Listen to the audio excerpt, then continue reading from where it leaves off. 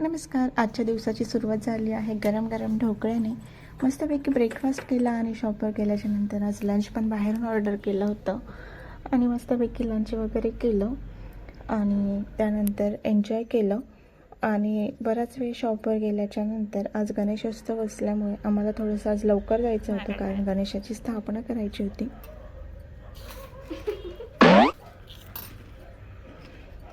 मी माझ्या हाते आणि अशा पद्धतीने माझं चालू होतं आणि लंच वगैरे केला, थोडंसं खाल्लं आणि घरी जाताना डोसा खाल्ला होता. छोटेशा बुकेसाठी डोसाच परफेक्ट आहे. त्यानंतर थोडंसं कामं होती ती केली. घरी जाताना पुन्हा पाणीपुरी पण खाल्ली आणि घरी गेल्याच्या नंतर आम्ही गणेशाचं आगमन घरामध्ये केलं होतं. आम्ही गणपती दरवर्षी बसवतो, त्याचप्रमाणे ह्या वर्षी पण बसवला होता.